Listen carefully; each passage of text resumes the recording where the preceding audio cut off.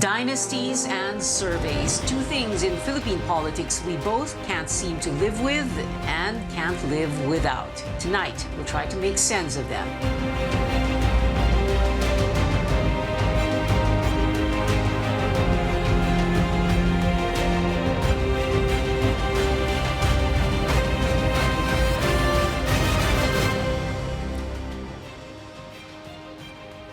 Good evening, I'm Pia Hontiveros. Welcome to your weekly political appointment fix, politics as usual.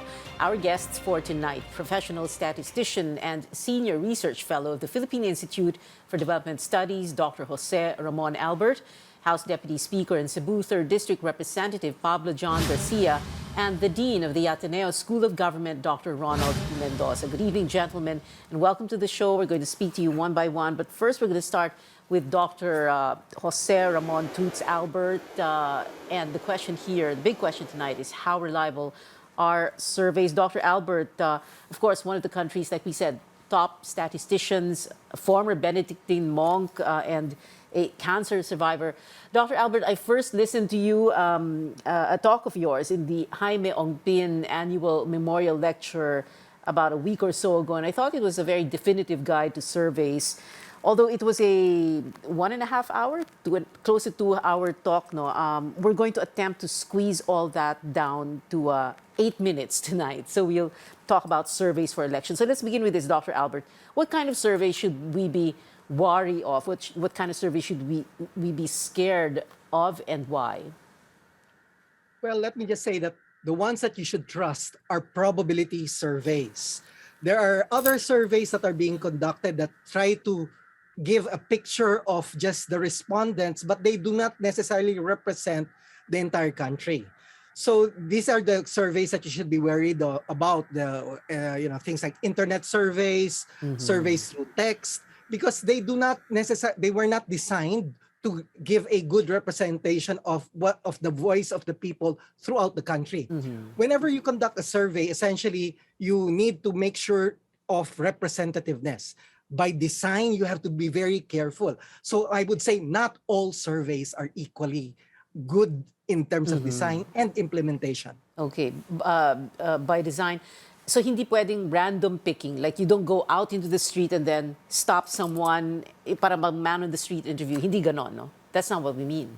Well, yeah, the thing is, when you're doing that, when you say you're randomly picking on man on the street, the question there is, how sure are you that you're really doing something random, or you think it's random, but it's actually not? What you need to really do is have a protocol to actually select the respondent so that each respondent represents a certain group of people throughout the country. Unless you're able to do that, then I'm sorry to say that whatever results will just be representing the ones that you actually who responded to your survey, okay. but they do not necessarily give a picture of what's really happening in the country. Okay, what about Google Trends or, social media, the number of likes or retweets on Twitter, the number of shares or likes or loves on Facebook or Instagram, for example?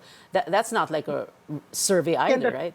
Yes, again, that's not reliable because the problem with things that are on social media is, first, not everybody is connected to the net.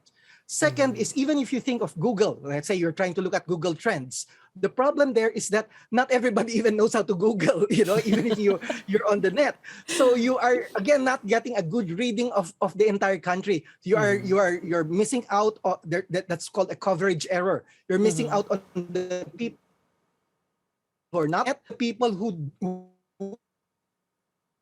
know. All right, we have a little bit of a problem with... okay, you're back, Dr. Toots Albert. Okay, Dr. Albert, I wanted to ask you, let's define surveys, no? And then we're going to show, and that's why I referred to your talk at the JVO annual memorial lecture, because we're going to use a lot from your PowerPoint presentation there. Let's define surveys first. Yeah, well, a survey is supposed to be a way by which you collect data on a target population. The thing is, when you're doing a survey, you need to make sure that you're estimating let's say, a percentage in the entire population. So you have to design it very carefully so that your respondents, the ones that that are part of your survey, will actually be representing a larger group of people in the population. Okay. And can you tell us what the uses are? Because, usually people think survey, pang election lang yan. No? We just, so that we can know kung sino nangunguna sa presidential race, for example. Hindi lang Yeah, pang yeah. ganun, ano? Yeah, well, the thing is, we always connote surveys with opinion polls, but actually there are a lot of surveys. Even government conducts surveys to get, for instance, a reading of the economic performance, to find out the inflation. So there are regular surveys conducted by government and by the private sector. And even the usual the usual outfits that you consider doing the opinion polls, they actually collect much more than just voter sentiment. They will also collect other things like, for instance, hunger statistics being collected by SWS, among other things. The PITIC survey ng gobyerno, halimbawa? The what? Sorry? PITIC, you said?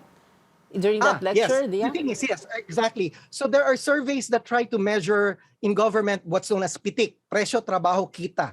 So presyo means prices for getting information on inflation, trabajo, jobs, and kita. Trabajo, this is usually done again by the government agency called the Philippine Statistics Authority that does the labor force survey regularly. It used to do it every quarter, but now they're doing it on a monthly basis. And so with kita, when you think of income, there might be a way for you to think of national income from the GDP, the gross domestic product, but that uses various types of in data sources. Surveys are used, but also administrative data, among other things. I wonder how fast we can go through this question, Dr. Albert. What are the pros and cons, the good and bad of surveys? Well, the thing is, if they're designed well, they can be able to give you very good information on what you're trying to get a picture of.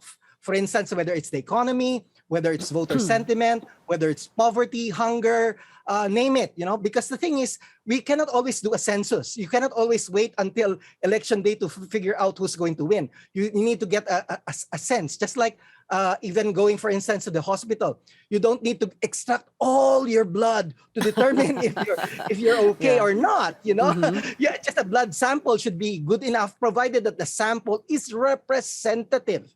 So that's the whole point.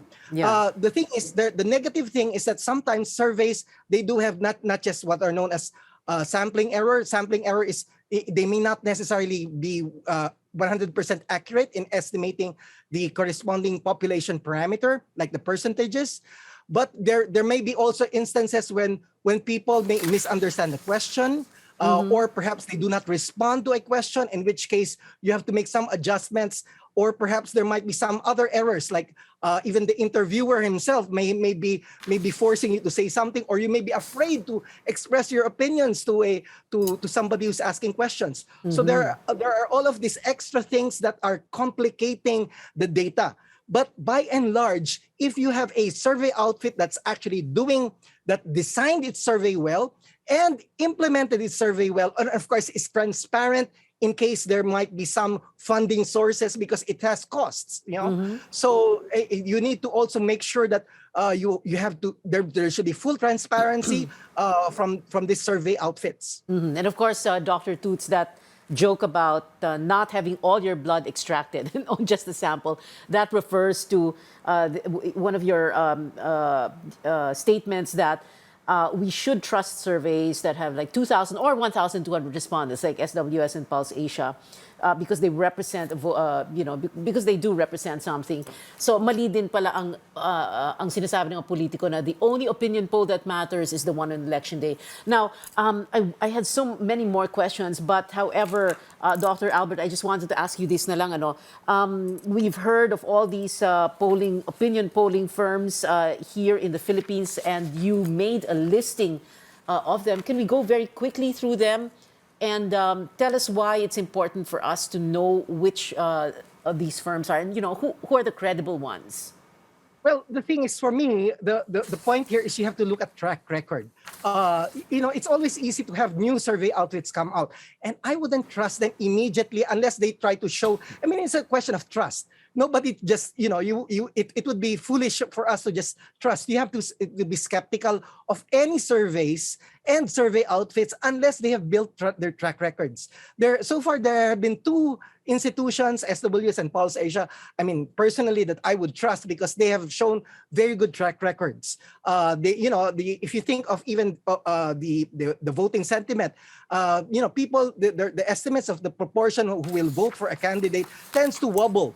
But towards the end, as it approaches election day, especially a month before election day, these two survey outfits have shown historically that they can do a very good job at estimating the actual percentages of people who will vote for candidates, so they can actually see not just for vice president, even vice president, and even the senators. I've studied them very carefully, and if you're interested, you can Google the lecture that you were referring to. And yeah, well, we do have a slide on that, slide number 40. You find the election surveys versus the actual votes, and it shows how close Pulse Asia and SWS are. But anyway, Dr. Albert, I want to say thank you very much for joining us. But of course, when you say yung Pulse Asia and SWS trusted, no, paano na yung siyam na iba pa?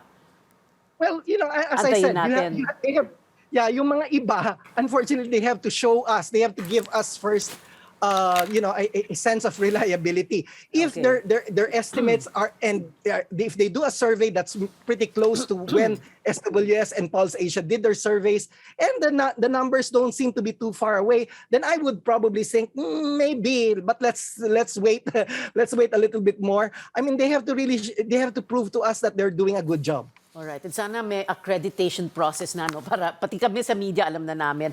But anyway, Dr. Toots Albert, thank you so much for being with us tonight. We'll be back after a quick break. Stay tuned.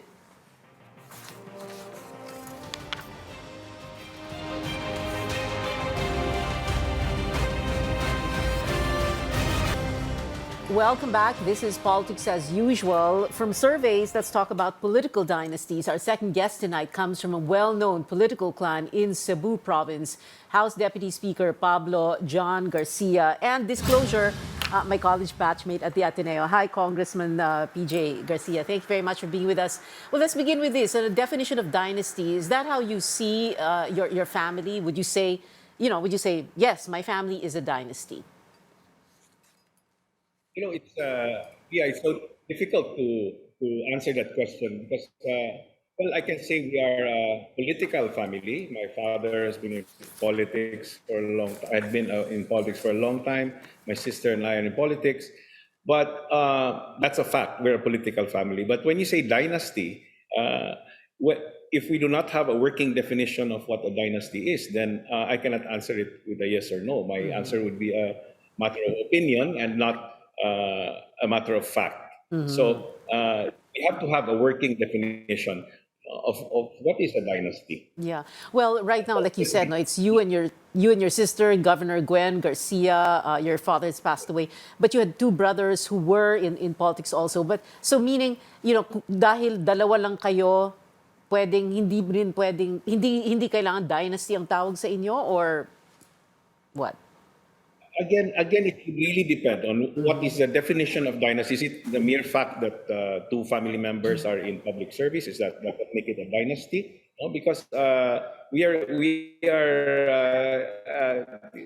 are working on a concept that has no definition yet. So we'll have to define what is a dynasty. Yeah. Well, what about this, Congressman PJ Garcia?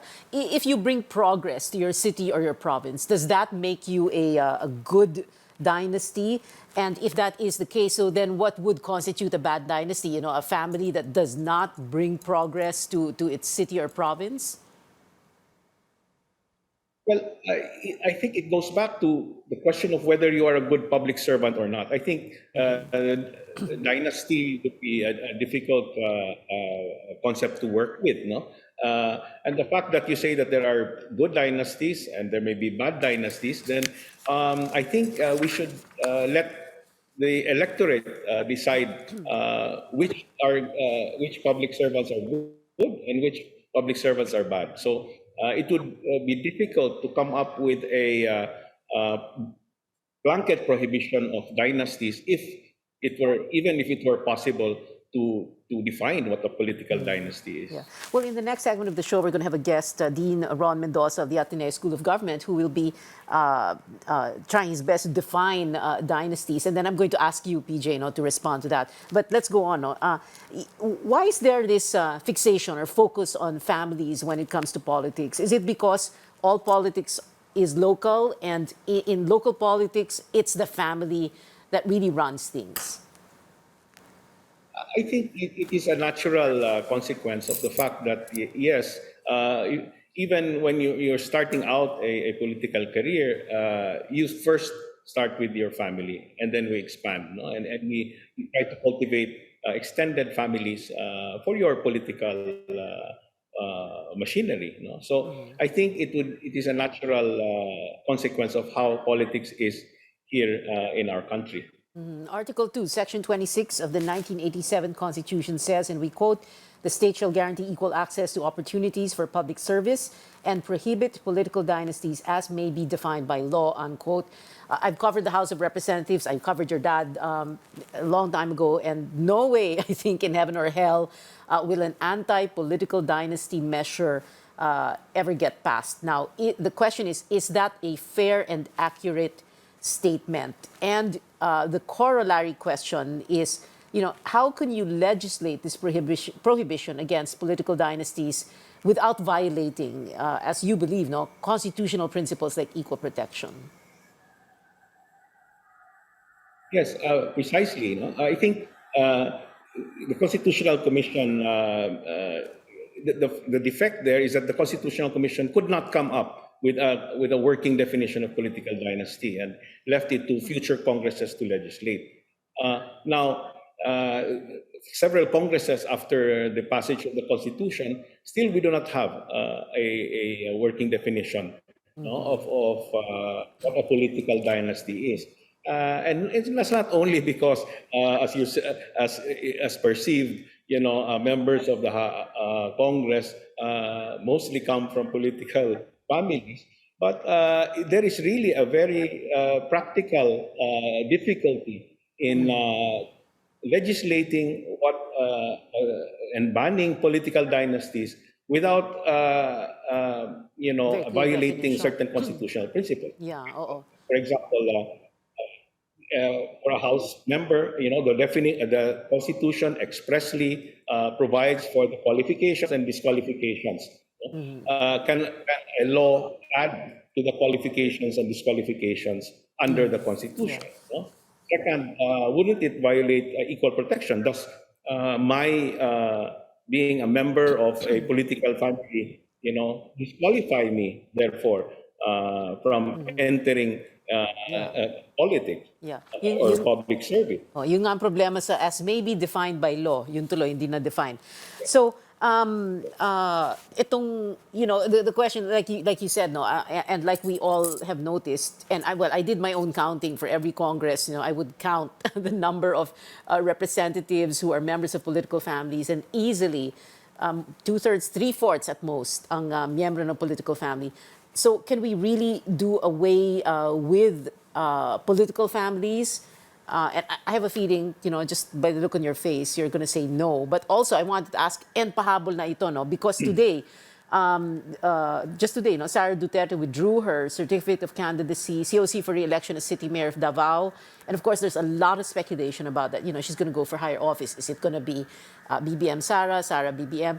And then, therefore, the question here is, the Garcias of Cebu, the political family, the Garcia political family of Cebu, or Garcia political dynasty of Cebu, where are you going to be placing your bets for 2022?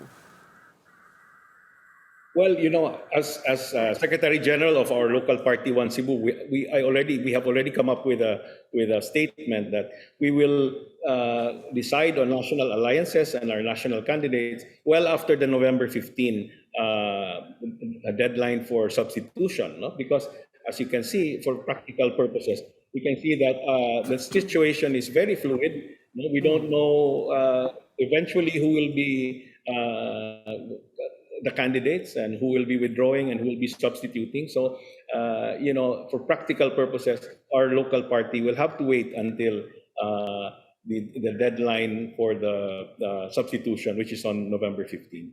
Right, Congressman PJ Garcia of Cebu, thank you very much for joining us. And like I said, please stay till the end of the show. More from our guests when we return. This is Politics as Usual.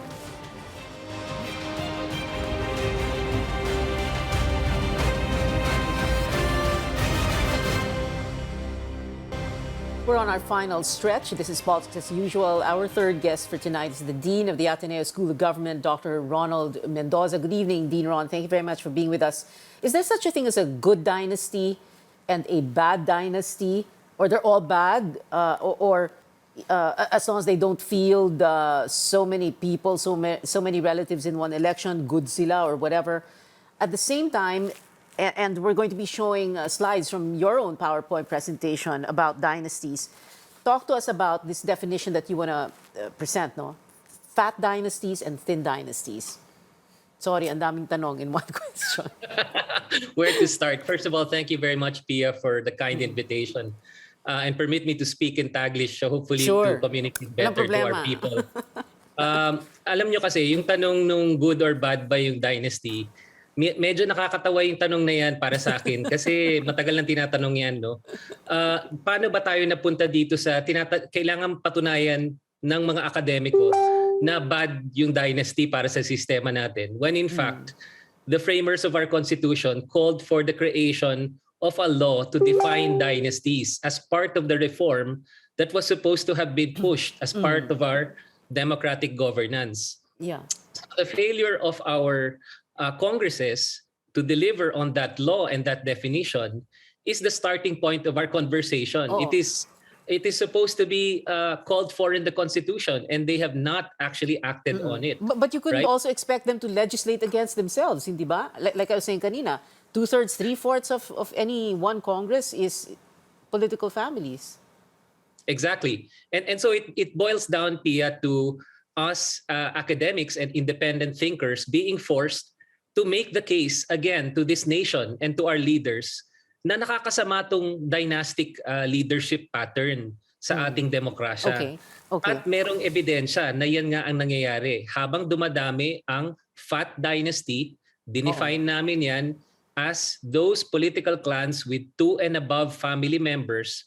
Pagka yan ang definition at nakikita natin yan sa iba-ibang parte ng bansa, humihirap yung lugar at nawawalan ng development push, nagkakaroon ng greater poverty and underdevelopment, particularly if you are outside of Metro Manila. Yan Sa mga liblib na lugar. Empirical findings. Yung Fat Dynasty, and of course, Dean Ron, yung Fat Dynasty, yung tinatawag na nga ninyo, and we have a slide, your slide to show that, no? Sabay-sabay. Tapos Thin Dynasty is sunod-sunod. Parang ini-inherit yung posisyon and it can go downwards or upwards or sideways. Magulang, anak, kapatid, in-law, di ba? Yes, yeah. Yes, and in fact pareho lang ini-inherit. Magkaiba lang dahil yung sunod-sunod may konti pang delikadesa kasi ayaw nilang tumakbo ng sabay-sabay. So ang ginagawa nila orderly, nagsusunod-sunod lang sila, si lolo, si anak, si apo, hindi sila nagsasabay-sabay.